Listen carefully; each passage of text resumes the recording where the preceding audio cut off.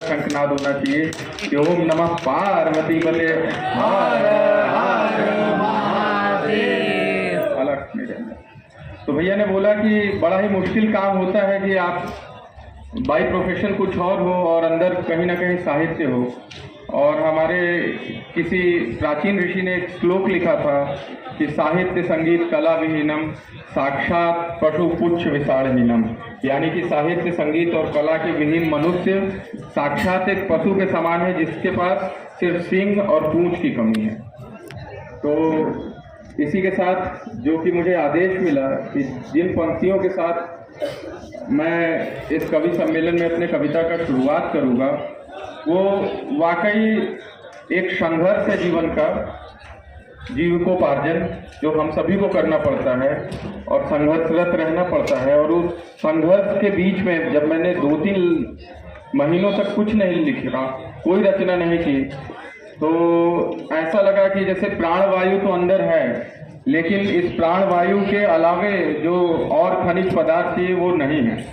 तो मैंने कुछ लाइनें लिखी, उन्हीं के साथ मैं अपने कविता की शुरुआत करता हूँ। और जैसा कि आपको मालूम है कि मेरा नाम विकास तिवारी है और मैं काशी के नाम से लिखता हूँ, तो मैं खुद से मुखातिब हुए खुद से मैं ये सवालात करता हूँ कि क्या हुआ काशी, क्या हुआ काशी तेरा वो शौक लिखने पढ़ने का, क्या हुआ काशी तेरा वो शौक लिखने पढ़ने का, जिंदगी का नाम है बस रोज आगे बढ़ने का। क्या बात है, क्या बात है, बहुत सुंदर, बहुत सुंदर। क्या हुआ काशी तेरा वो शौक लिखने पढ़ने का, जिंदगी का नाम है बस रोज आगे बढ़ने का। रोजमर्रा रोजमर्रा रोटी रोजी रोक देती है कलम, रोजमर्रा रोटी रोजी रोक देती है कलम। खुद को लेखक मान बैठे पाल बैठे ये वहम, खुद को लेखक मान बैठे पाल बैठे ये वहम ही हमको यारो देती है जीने की आस, ये वहम ही हमको यारो देती है जीने की आस। लिखते रहना कर्म अपना खुश मिजाजी या उदास, लिखते रहना कर्म अपना खुश मिजाजी या उदास। तो इन्हीं पंक्तियों के साथ मैं अपनी अगली कविता सुनाता हूँ। स्वागत।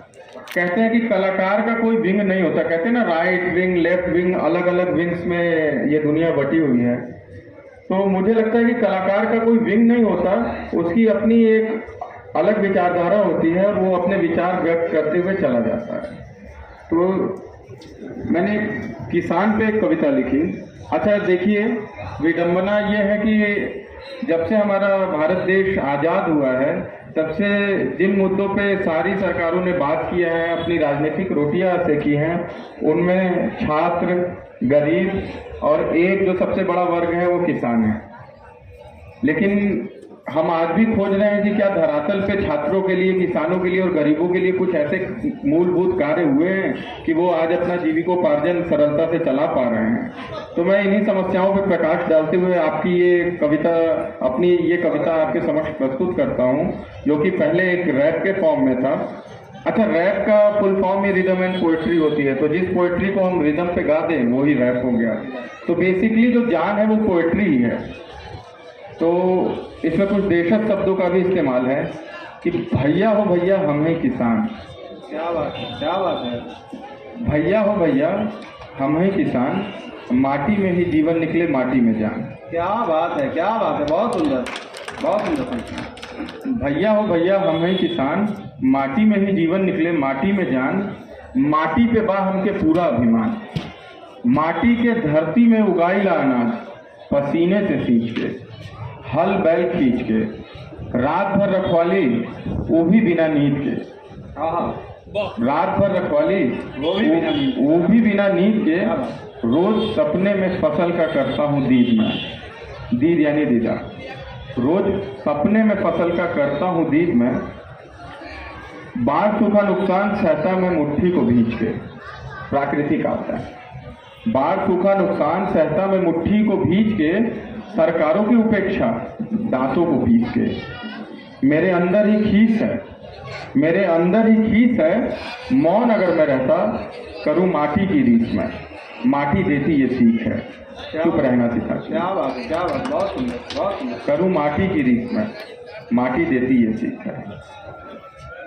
विडंबना देखिए कि किसान अन्नदाता, किसान कर्मदाता, किसान अन्नदाता, किसान कर्मदाता, किसान का कर्म लेकिन साहूकार खाता, किसान का अन्न गोदाम में सड़ाता और भारत का बच्चा भूख से मिलमिलाता।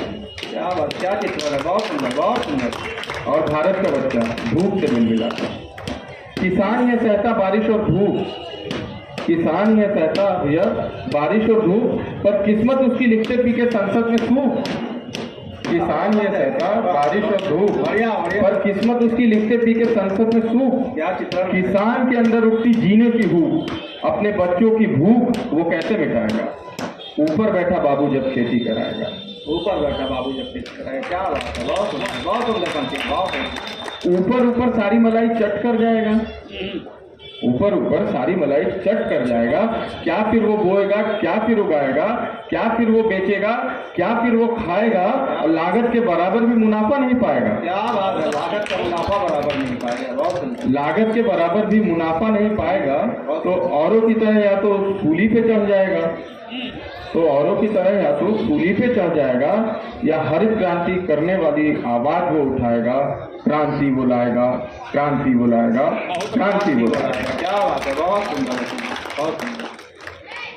और आखिरी पंक्तियां सबसे ज्यादा गौर फरमाने वाली हैं कि किसानी के बदले, किसानी के बदले अगर इतनी परेशानी पाएगा, किसानी के बदले अगर इतनी परेशानी पाएगा, फिर क्या अपने बच्चों से किसानी वो कराएगा? अरे सोचो, अगर किसान नहीं ये अन्न कहाँ से आएगा? संसद में बैठा नेता फिर नोट भला क्या खाएगा? क्या बात है, बहुत। संसद में बैठा नेता फिर नोट भला क्या खाएगा? भैया हो भैया, हम हैं किसान, माटी में ही जीवन निकले, माटी में जाए। धन्यवाद। इसी के साथ मैं अपने शब्दों को, अपनी वाणी को विराम देता हूँ, और मंचासीन सभी आदरणीयों को और इस मंच तक लाने में जिनका सहयोग है और जिसका ये सोच है, उन सभी को मैं प्रणाम करता हूँ। बहुत बहुत धन्यवाद। हर हर महादेव। बहुत सुंदर कार्यपाठ आपका, बहुत सुंदर रचना। आपने कहा कि जिंदगी का नाम है रोज आगे बढ़ने का, और जिस तरह से आपने एक किसान और उसके दुख को आपने चित्रित किया है, मुझे अपनी कविता की दो पंक्तियाँ याद आती हैं कि खेत की पगडंडी पर बैठी मुनिया रोती है, खेत की पगडंडी पर बैठी मुनिया रोती है, अपने सारे सपनों को मिट्टी में बोती है। तो किसान अपने सारे सपनों को मिट्टी में ही बोता है।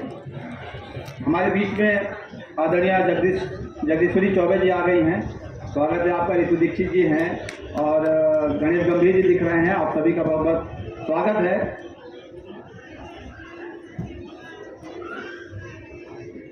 और डॉक्टर अंजना त्रिपाठी जी मौजूद हैं। आप सभी का